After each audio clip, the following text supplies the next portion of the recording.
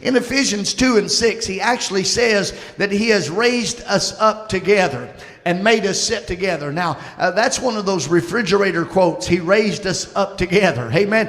When you find out he raised us together, that's a reality that you're joined to something that has been lifted, something that has been raised. I think often of identification. You remember some years ago I told a little bit of a testimony. I don't know how many remembers it, but I was talking to a man who had given me honestly, the Lord had spoke to him and he had gave me an offering that helped me pay for some things that I was anyhow, after that, him and I was discussing some things, and he says to me, he says, well, Brother Wayne, he said, he said, I love your ministry. He said, but you just quote Brother Branham too much. And I went, there it is. Amen. And I almost just told him, not for sale, brother. I mean, it's almost that, but he said, I love your ministry, but you're quoting Brother Branham too much. So I went back and began to pray, and I asked the Lord, I said, Lord, would you give me an answer that I could give someone that they could see why I'm quoting? I know why I quote the prophet, but help me to relate that to another person. And I had been that morning, or around noon, I'd been listening to the sermon, The Unveiling of God. And I had it on a laptop. Many of you use laptops, and sometimes you don't plug them in. You just take them out of your bag and you set them there, and you're playing them. You're in a different room or whatever. And that laptop had played until the battery had run out. And I'd received the phone call, and I went back, and it was just laying there kind of on a desk, and I moved it into the front room of my hotel, and it was just sitting there by itself. Well, I walked over and was combing my hair, getting ready for the meeting. I'm praying. I'm just talking to myself. I'm all by myself in the room, I think. And I start doing this, and in a minute, I just said, Lord, I need some kind of answer for these people, that they could see why I'm doing this. And I hear a voice. Just as soon as I ask that, an audible voice starts speaking in the room. And I'm like, where is this coming from? I knew I was by myself. So I looked around, and that computer had kicked on. And believe me, I listened closer than I listened in a long time. As that computer without any battery was sitting there playing back to me, when I asked a question, it was answering. I was like, this is amazing. So I listened to what was being said, and the prophet was saying, he said, see, Moses was visited by the pillar of fire, and he wrote the Old Testament.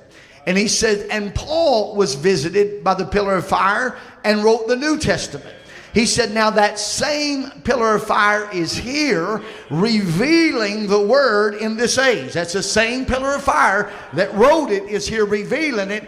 And then he said these words. He said, I would rather be identified with that than all of the Baptists or all of the Lutherans or all. See, people are quoting people all the time. Amen. But this is what I am identified with, is that pillar of fire. You all know that Paul asked him, he said, Lord, who are you? And he said, I am Jesus. Amen. He said, I come from God and I go back to God. Brother Branham said that was that pillar of fire that he went back into. So we're being identified with Christ. Amen. It's kind of like a story I heard one time years ago where a man had went down into Mexico and he got into some trouble. And sometimes there's a few crooked courts down there. He got in trouble and he got under the law. Matter of fact, we're praying for Ronnie today. He's down there. Amen. And he got in trouble with the law, and it was a crooked court. And they actually decided we're going to kill this man. We're going to put him before a firing squad, and we're just going to shoot him. But it was an American, but he didn't have anything with him to prove it. But they said we're going to shoot him. We're just going to take his life.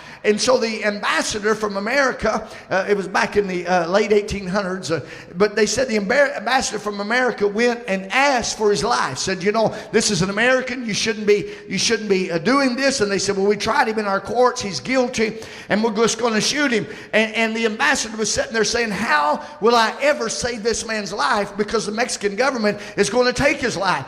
And he happened to think that he happened to have a flag that was in his saddlebags.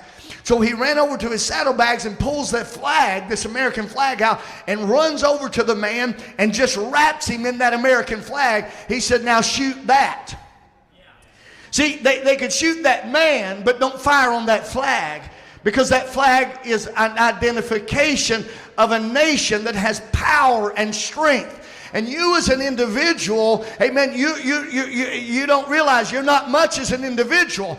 But when you step into Christ, amen, you're identified. Amen. So the devil can fire at you, but let's wrap Christ around you one time and see that you're identified with something more, amen, than just a man. When you're identified with this message, this is more than just a man or some simplicity. This is Christ. This is the Son of the living God, that we've been identified by this, and we have been raised up together to sit with Him. Now, I know that sounds odd, but we've been raised up with Him. Amen. What about last?